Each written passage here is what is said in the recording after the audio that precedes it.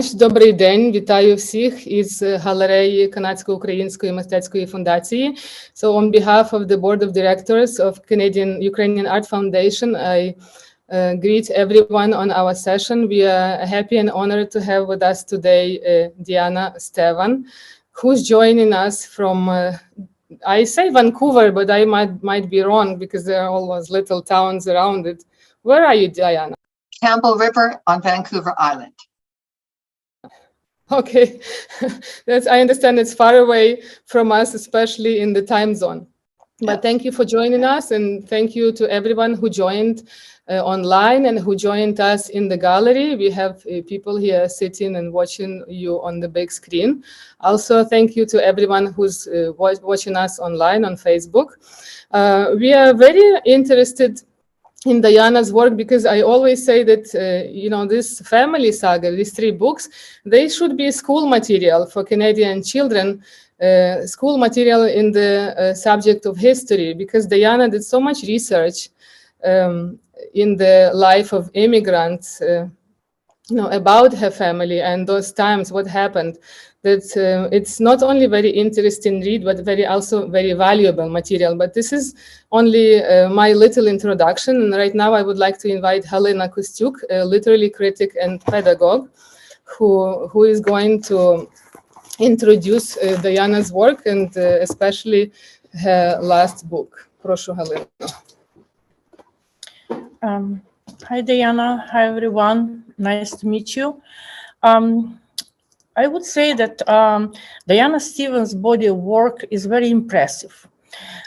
She has done a very thorough and extensive research on Ukrainian history to present it through a rich canvas of the lives of ordinary people. Sunflowers under fire, lilacs with dust of bowl, and paper roses on stony mountain it consists of very various detail of a family life. Their history is entwined with the history of Ukraine and Canada, where they moved after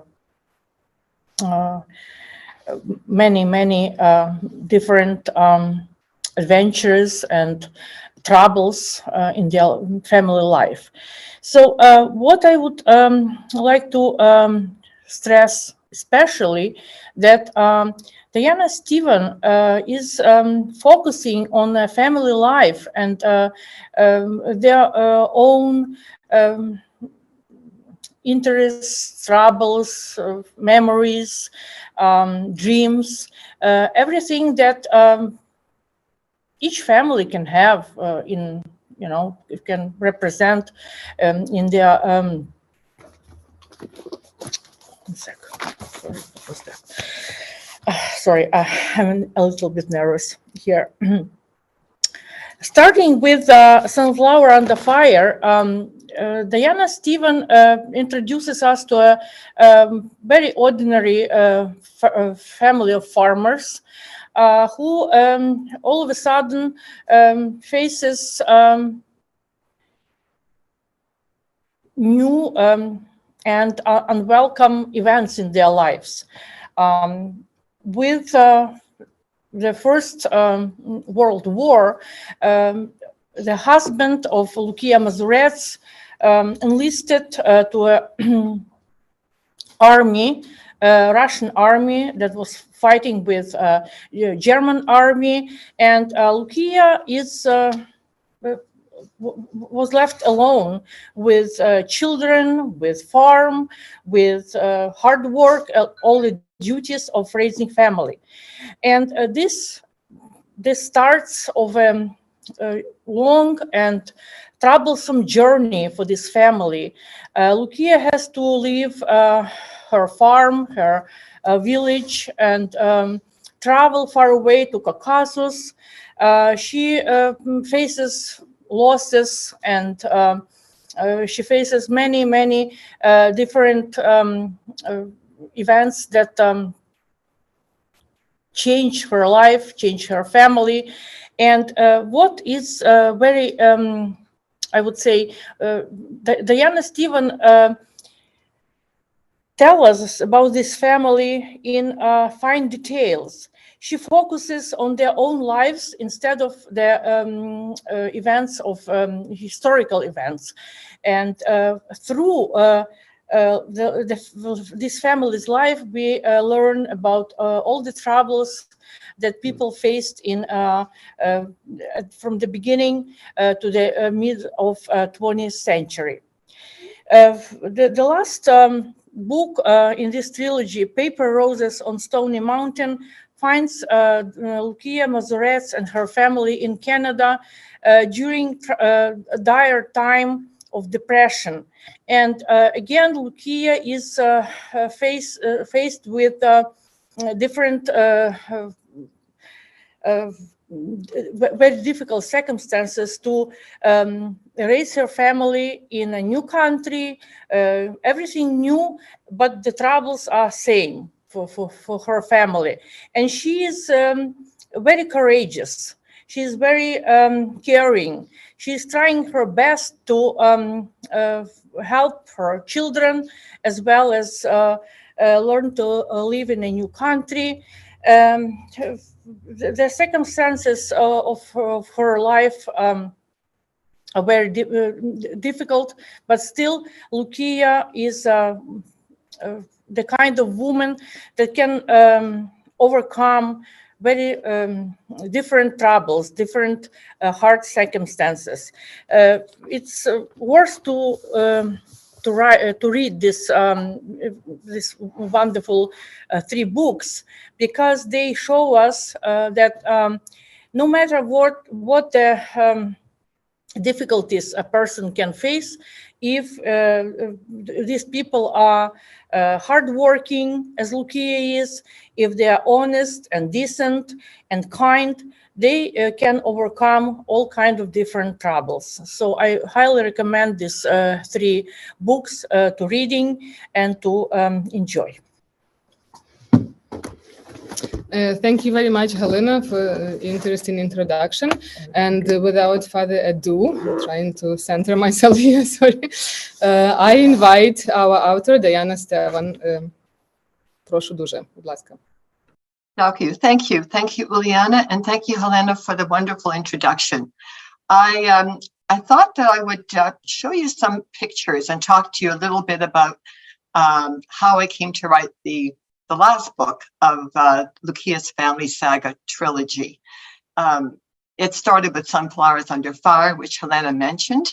And then when I found that readers wanted to know what happened next to the Mazurets family, I started writing the next book and ended up writing 2 more books. And I should say I can see there with Robin, granddaughter Chloe is here, and Chloe is the one who encouraged me to write my Baba's saga. So thank you, Chloe, again. So I will show you I will share my screen with you. I've got some photos here, and maybe after that, if there's any questions, I'd be happy to answer any you have. So this is the cover of Paper Roses on Stony Mountain. So in this book, if you notice on the cover, I feel so blessed that it was picked by the Miramichi Reader, which is a literary journal in the Maritimes, as one of the best fiction of 2022, and also Publishers Weekly, which reviews mostly traditionally published books. I published this book myself. It gave me a wonderful review. It called it an impressive story. So I was thrilled. The cover that you see here was designed by a Filipino book cover designer. And the print inside the book was formatted by a group in Australia. And my editor was Canadian. So it really was an international team that helped me put this book together. So Paper Roses on Stony Mountain takes place during between 1937 and 1943. And it's the tail end of the Great Depression. And it goes into the early years of World War II. of how my Baba and her family managed on the Manitoba prairies and in Winnipeg, and how my mother, her love story actually with a young man from Stony Mountain.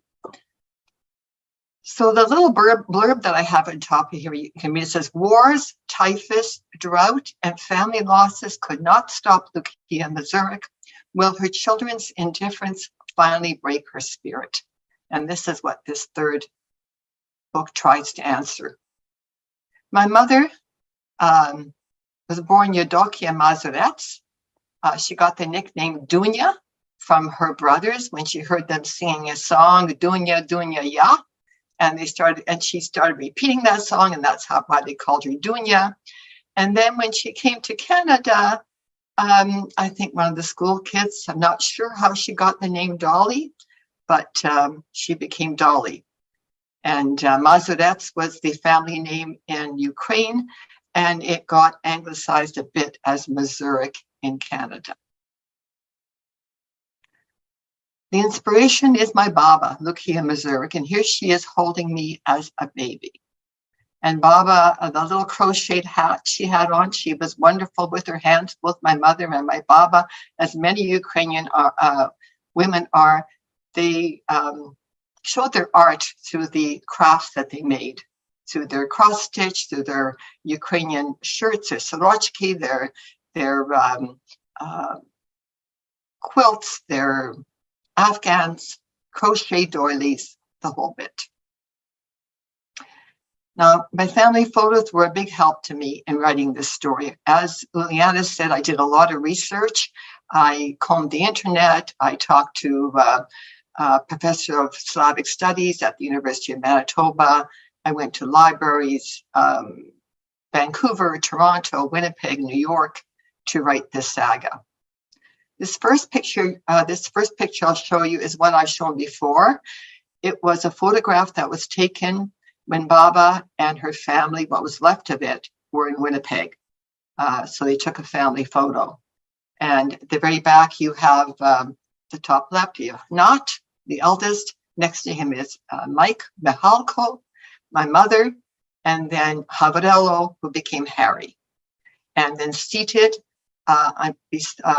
beside Not is his wife Elena, Helen, and baby Vera, and then Genya, who was Jenny. Now she's Jean.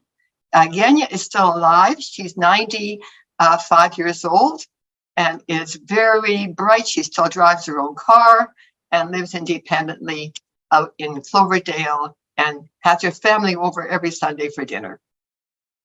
And there's my Baba, Lucia. This is a picture of Not and Mike on the Lilyfield farm. Not was a very hard worker, ended up having his own farm in Stonewall. Mike could work if he wanted to, but he was really, I think, an artist in his soul. He would have loved to have been a dancer, a singer, an actor, and he wasn't too happy about working on the farm. And he had a drinking problem, unfortunately, back when I think alcoholism was not recognized as a problem. Drinking was part of the culture. They worked hard all day and they relaxed in the evening with drinks and song and good food. Harry Havrelo didn't choose farming. He became a mechanic. And he was the youngest boy. And that's Harry with my mother. Faith was what kept my Baba going. Right from the time she was very young. Her mother used to go every year to Puchayev, to the monastery, and to get an icon and to pray. It was considered Puchayev had a miracle icon. So Baba, I think, even through all the hard times and what she lost, the children she lost, she kept her faith up. And this is the church she went to in Winnipeg, St. Mary's, Mary the Protectress Cathedral. I taught Sunday school here when I was a teenager. And I used to sit near the front row with my Baba and help her get up and down off the kneeling bench. Baba Lucia and I shared a bedroom together until I was 15, and then mom and dad thought I should have my own room, which I only had for a couple of years before Baba passed away. And this icon you see here on the left is an icon that came from Pachayev. You can see Pachayevsky written at the top. And my Baba Lukia rescued that from a fire that the Bolsheviks were going around the countryside burning icons. And this icon is one that my mother gave me when I got married, framed it and gave it to me. So it's hanging in our bedroom. My father, Peter Kluchuk, so he comes into the picture in a big way in Paper Roses on Stony Mountain. These are some photos of him. He was a very bright young man, but an incident that's discussed in the novel made him leave school. And before he finished grade 9, he was always at the top of his class. And I always thought that was a tragedy that he didn't go on because he was very smart.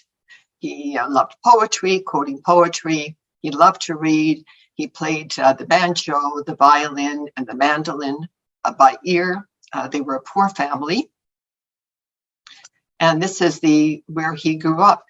There's a village behind. I don't have a picture of the village at that time, but there was a small village of, I guess, several hundred people behind Stony Mountain Federal Penitentiary. And it consisted of largely guards, a lot of English and Scotch people, and some Ukrainians. They had one part of the town was called Little Galicia in Stony Mountain. Now here's the Klavchuk family. My father in the back row, Peter, and then his brother Bill, John, George, and Mary. And seated is my grandfather, Tony, Timofey, and Zoitsa, my grandmother, who I never met, Matushak. She died before I was born.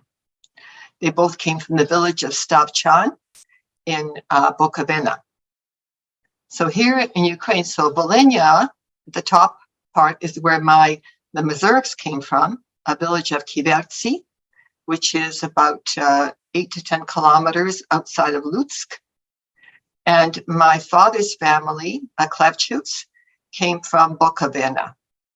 And my father said that Klavchuks was a common name there, almost like Smiths in Canada, which I thought was interesting. He always thought that Klavchuk meant blacksmith, but I wonder about that because Klavchuk, Kluch means a key, Kluch.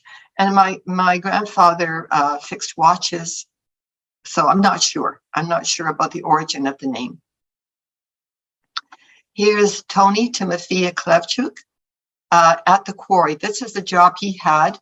In the back of Stony Mountain, the village, there was a limestone quarry.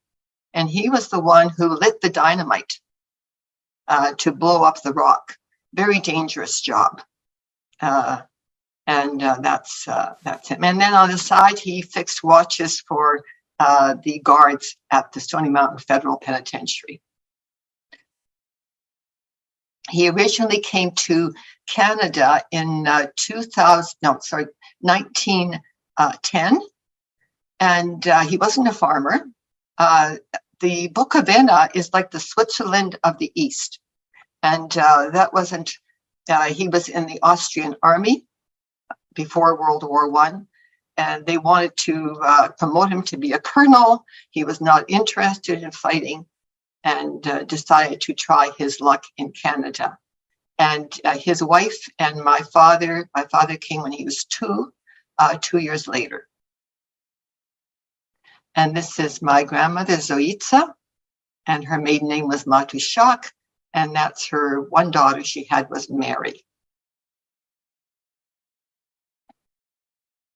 And Sister Mary Kluchuk, my dad's sister, again, very bright young girl, lots of hopes and dreams. Unfortunately, she got in trouble back then, which brought some shame to the family, unfortunately.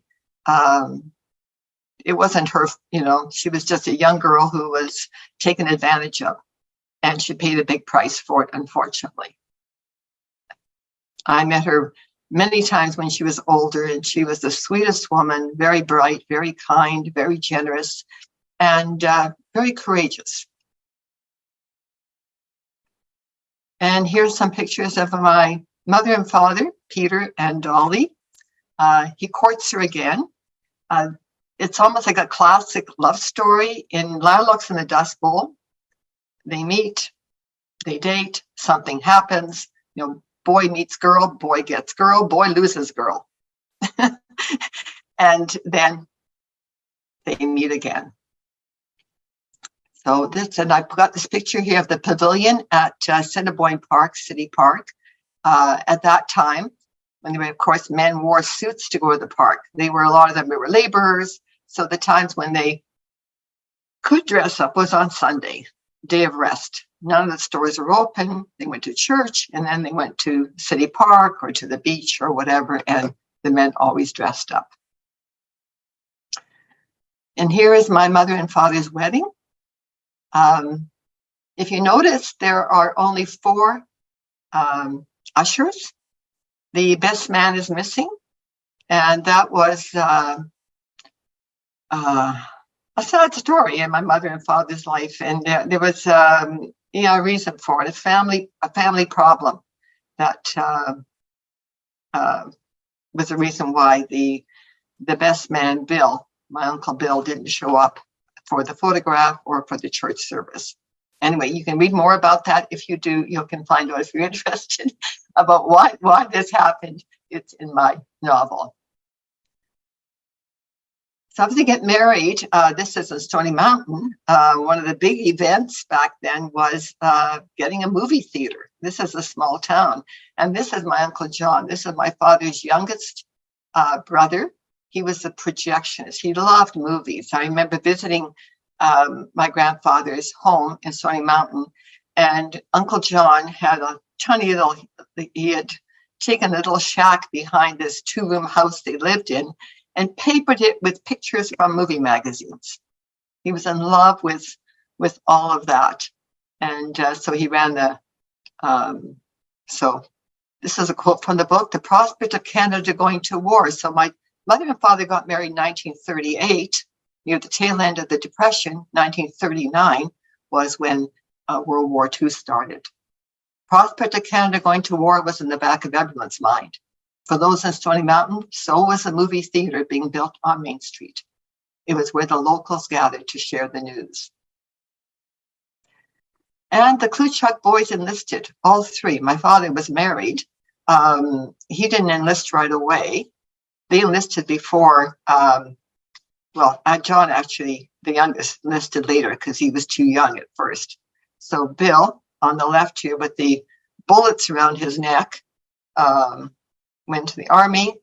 George in the middle went into the Army, and John went into the Air Force later on.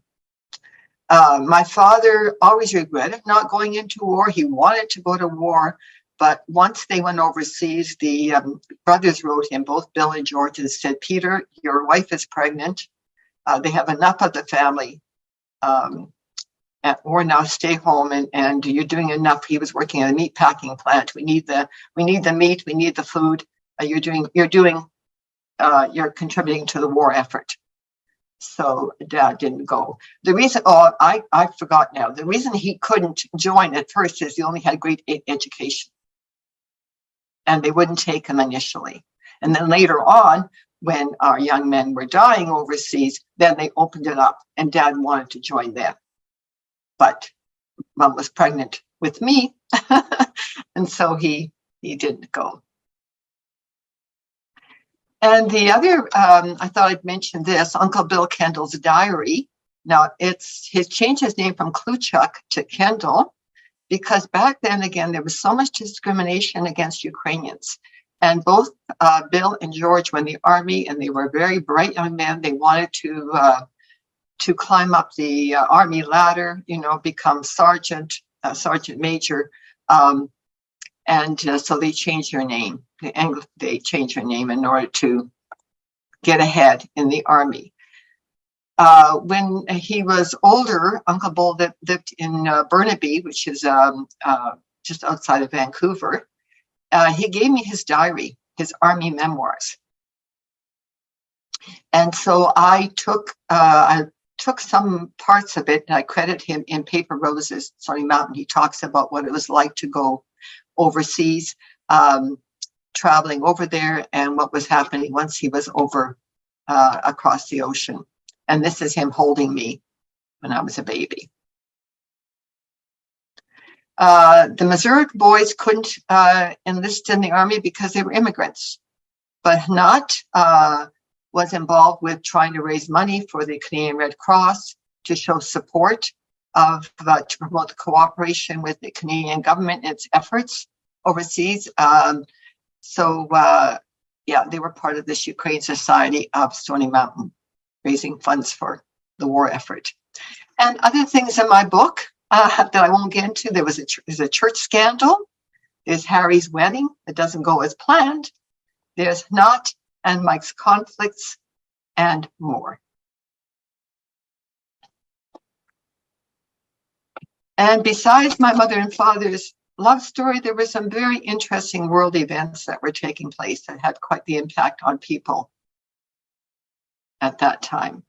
First of all, just shortly after my mother and father got married, there was the radio broadcast that scared people internationally, like in the States and in Canada. It sounded so real that these Martians were invading New York. Now that's hard to believe, but this actor, Orson Welles, did such a believable job talking about this invasion that people actually were frightened that somehow the world, if you think about it now, I mean, we know so much about our universe, but back then they didn't know very much about what was happening outside of our planet. So when this radio broadcast came on, it was horrifying to many. And then in May 24th, 1939, King George VI and Queen Elizabeth visited Winnipeg. And that was a huge event. They came because they wanted to raise money for the war effort. And so and my Uncle George, if you see at the bottom of the picture on the right, the soldiers on horses, he was part of the Strathcona Regiment. So he was there when they came to visit. And of course, Dolly and Peter go to see the parade and the royals. And believe it or not, there was a Nazi invasion in Winnipeg, not a real one, but a fake one. And I found this out in my research. It was shocking. What happened was the city of Winnipeg, the mayor and the councillors thought they wanted to raise money for the war effort. And they thought what better way to get money for war bonds and stuff was to stage a Nazi invasion, to scare the population, to show them what would happen if they didn't help out. And so they actually got uniforms from Hollywood, and they outfitted the locals, and they put on, and they staged this whole thing to the point, like here they're raising a Nazi flag. They had when you turned the radio on in the morning, it was in German. They had a plane flying overhead. It was incredible how what they did.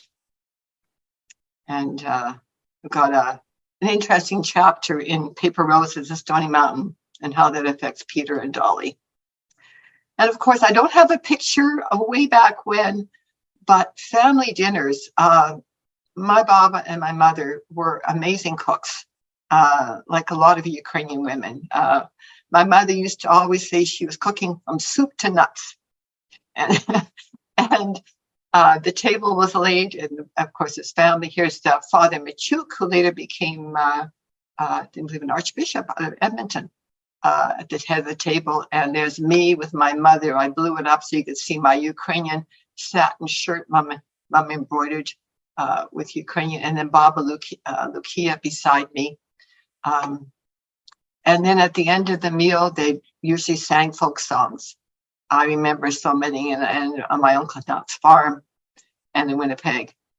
And just to let you know about this room where this table. This is the living room that my mother and father's home that I grew up in. And it actually connects to their bedroom, sliding doors.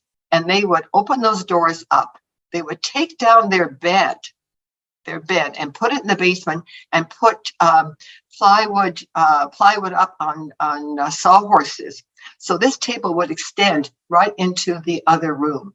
So all the people on this photo, I mean, they were spaced out, but they put on a feast at Easter and at Christmas every year. And of course, family, right, during life and in death. In Brookside Cemetery, my mother made sure there was a family plot where the Klavchuks, my grandfather Timothy and Zoitsa, buried, and my father's name is there too. My mother's name isn't in this picture yet. I have a more recent picture, but I wanted to have one with the priest in here where her name is on this tombstone. And Mazurets, my Baba Lucia is on the tombstone, and Gregory Hrhori, even though he died in the old country. And then back of these two big stones are the brothers Harry and Mike and Hnat. And over you see Slipchenko, that was my my godmother. And that's the series. That's the 3 books. And they are available for purchase online as ebooks or paperback, hardcover, and they're all in large print as well, if anyone has some difficulty with the smaller print. And Sunflowers Under Fire is the only one that's available as an audiobook. So you can order these books on Amazon. You could order them through your independent bookstore. If you ask, they'll make a special order. They can bring them in. They might be available in your library. If they aren't, you can always ask. And if you're a patron, they will bring the books in for you. So anyway, thank you so much for listening to this, and I'd be happy to answer any questions. Thank you very much, Diana. It's always very interesting to listen to behind the scenes, what's happening. Like when you were working, obviously you have so many photos of your from your family albums and the stories which you were getting inspiration from writing your books. If our audience is thinking about questions, I first ask Halia to say something. She has an explanation for Hlynchak last name. So I think it will be very interesting to hear. Yes. Well, you said that your family came from Bukovina. Yes. And in Ukrainian dialect of Bukovina, klevets means hammer. So it's very derivative. Last name takes derivative from this klevets. Yeah, klevets. Thank you. So it's basically somebody who has a klevets, Hlynchak, who's working as maybe has something to do with it. Maybe he's manufacturing it. Maybe he's working many. Father said, I don't know what Timothy did in the village. I know his wife, Zoitsa, her father was the mayor and her brother was a priest, but I don't know anything else about, not much. Well, at least we have an explanation now what could be a possibility of the name.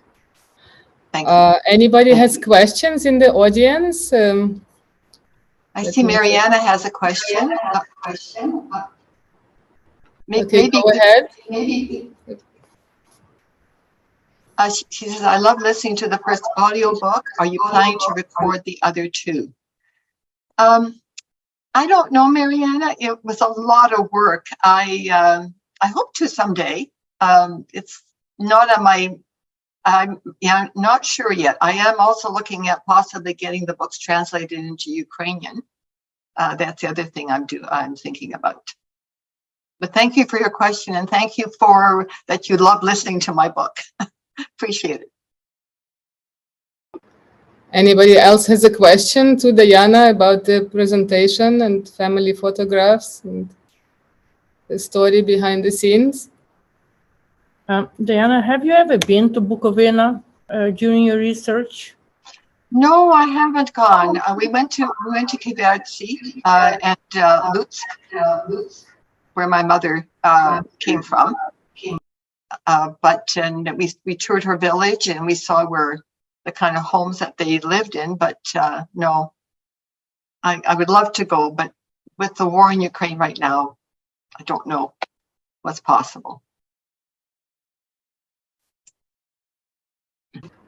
When you mentioned this Nazi scheme of the Canadian local government, Yes. It was in Winnipeg, right? Yes. Yeah. And you can see how many years later, Russians pull in the same scheme. So times pass by, but nothing changes. Some people, they like to scheme and they like to scare people. Like to scare people, yes. Well, I think they raise a lot of money. They raise a lot of money, and it's it's detailed in my book. I can't remember right now how much it was, but it was very successful. But it shocked people. There was a lot of problems in Winnipeg. I'm thinking back about my grandfather Timothy. When he came to Winnipeg, they were living in Winnipeg at first. But when World War I broke out, he came in 1910, and when the war broke out in 1914, and suddenly, he was suspect because he had been in the Austrian army. And so they were treated badly. And to the point when the soldiers came home, there's I don't write about it here. I'm hoping to include it in some other writing that I'm doing, but he was actually chased down the street by returning soldiers who beat him up in Winnipeg, and that was part of the reason he moved to Stony Mountain. He found out that some of his people from Bukovina were actually living in Stony Mountain, and so he moved there and got a job at the limestone quarry.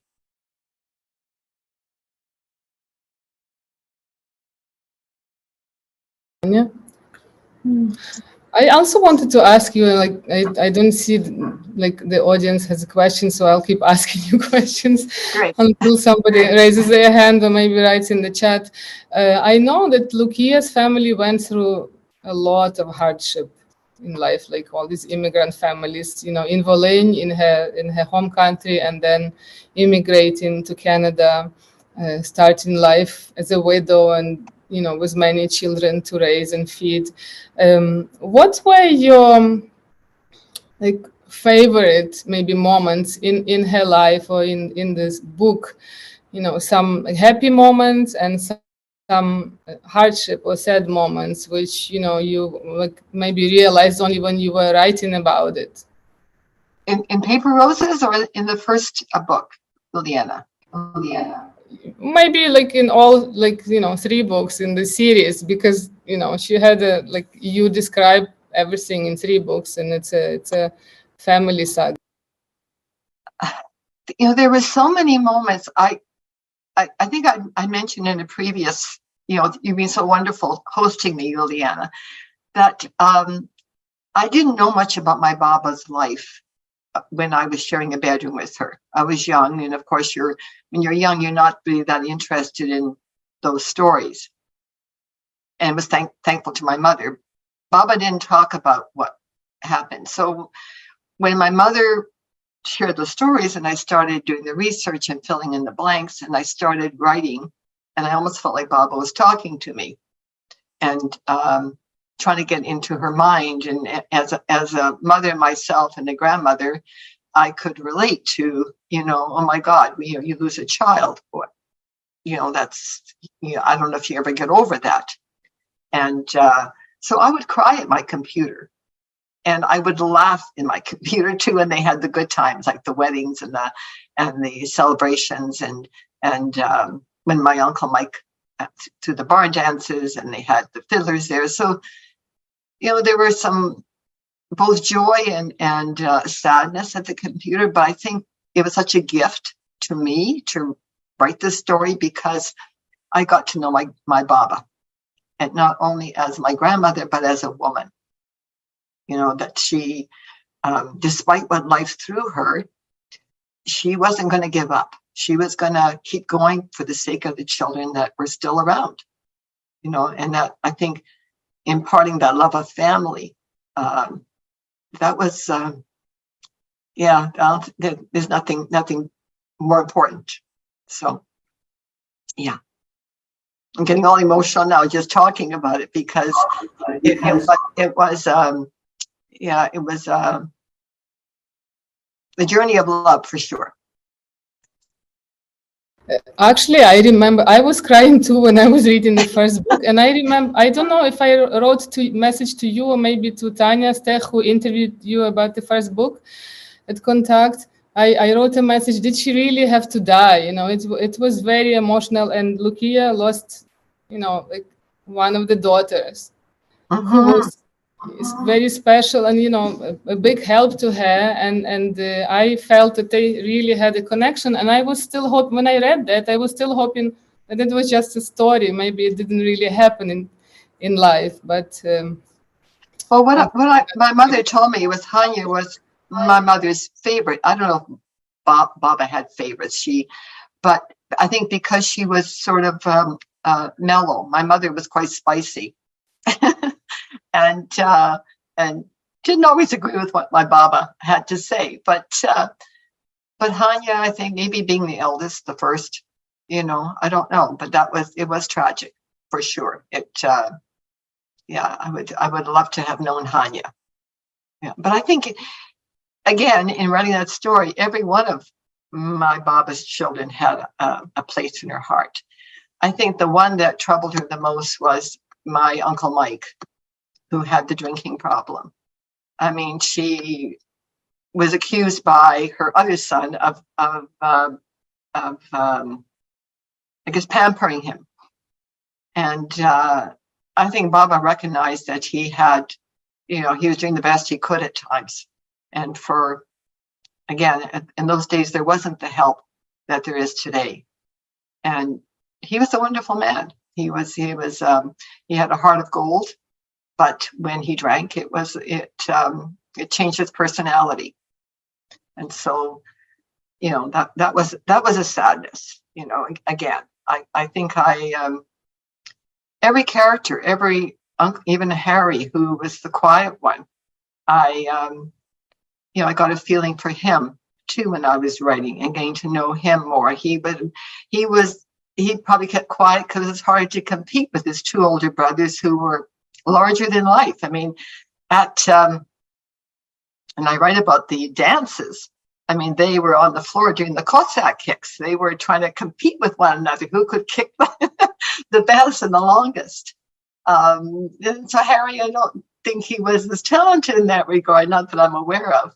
He may have been, but he sort of stood in the background. So, yeah. No, I haven't, not as much as a question as more this observation. When Lucia had to leave her village, her home, house, everything she worked for very hard with her family, she didn't live on her own will. She was forced to live by Russians who gave them, the entire family, just a few hours to pack their own whole lives in something, packages, boxes, and to move out. And she was told that her home, house, all the buildings around it, and even crops will be burned down. So I was wondering how it resonates with today's events in Ukraine, when people are forced to leave, when their houses are burned down, when all their possessions they were hard working for their entire lives are, in ruins. So it's just history repeats itself, and it doesn't look pretty. Yeah, it seems we never learn, right? We never learn. Yes, I know when war broke out in Ukraine, I think because I was just finishing up Lukia's family saga. And I was telling my family that I was actually very surprised at how I broke down. You know, I was crying uncontrollably. And I wasn't born there. I was born in Canada. But I think because of these stories, and because I think it's in your blood, you're in your genes, it's hard not to be touched or affected, by what's going on over there. Yes. I see we have another question. Yes, I just want to read the question, but I have an observation before we go to the question about what you just said. There's a documentary came out recently. It's called Ukrainian Mothers, about these new immigrants who, fled the war with their children, came to Canada. And the illustration to that documentary is haunting. It depicts a woman holding a child, and she carries the house on her back. So you can imagine, like, all life's possession, of course, it's precious things, precious children, and everything what she had in the house, their possession, now had to fit in one little backpack, which looks like a house. And that's how our Ukrainian mothers live today. Let's go to Natalia's Tinder question. And I want to tell you that Natalia is my dear friend. Her mom came to Canada when war started, and her mom is reading your books, actually, these books in English. She's practicing her English, and she enjoyed it so much. So I had to borrow them for the webinar. Thank you very much. And I'm very grateful to her, all this collection we have here. So I'm sure that Natalia is watching us with her mom, Katerina. Hello to Pani Katerina. And her question is, has the success of your trilogy inspired you to continue writing and describing either your family story or other stories? Thank you, Diana. Yes. Well, thank you for the question, Natalia. Yes, right now I've written a collection of short stories based on my life in growing up in a rooming house in Winnipeg. So I'm not sure when that will come out. And I'm also working on some other projects too. I was a family therapist for 25 years. And I love gardening, and I'm sort of combining, working on a book, combining my thoughts that I sort of gleaned from my work as a family therapist with my love of gardening. So that's a nonfiction book. So I have a couple of things that I'm working on, short stories, and I may be get another novel down there yet, not sure. But thank you for the question. And we are looking forward to that. And Natalia just said that, yes, they are both watching, she and her mom. So we are very happy to have you in our audience with Diana Stevan. Patricia is writing a message. Diana, thank you for sharing your family story. I'm sure it mirrors many other family stories. Ukrainian Women's Organization of Canada, Toronto branch, book club, have read the trilogy and have had the honor of discussing Sunflowers with you on Skype. So we appreciate your story and thank you. Oh, thank you for doing it through your book club. Appreciate that. That's great. And now they can discuss. They have an opportunity to discuss book number 3, and perhaps organize another session with you. Oh, thank you. Yes, I'm happy to. I'm available on Skype or Zoom if anyone's interested, for sure. I'm just checking our audience. If anybody has any questions, please raise your hand or just put on your mic. So Lori has raised your hand. Lori? Hello. Yes, I have. Hi. So my name is Lori. I'm actually Michael's granddaughter. So I don't have a question, but it's more of a comment. And Diana, who I've always seen as our cousin, my second cousin, my mother's cousins with Diana, just want to sort of express the appreciation. You talked about this being a gift. You talked about, learning about the history through writing the book. just want to express the appreciation of learning about my family, you know, the good, the bad, and the ugly. You know, my grandfather had passed away when I was young, so didn't quite get to know him in the same respect as hearing about his life growing up, and sort of, you talk about that blood, right? So the family history and the blood and what they went through, that I think we all sort of carry within us deep down. So just a big thank you. Appreciate these books, and the family's history being brought to life is just completely priceless. So thank you. Thank you, Lori. Thank you so much. Thank you very much. Again, checking my audience, see if anybody has questions. It's nice you have your family members here, Diana. Yes, that's a lovely. Yes, it's nice that they're supporting you. And I don't know if they know everything about these books and stories, and they don't have any questions. Okay, I see that Olia Khometa joined us, who actually started with me this series, and we had a very interesting two last seasons with her. Thank you, Olia, for joining. You know, it surprised me, Uliana, is people who weren't Ukrainian who found that the story resonated with them. They felt that their mothers, you know, whether they were Dutch or whatever, had that kind of strength that they, you know, they could see their grandmother in Lucia.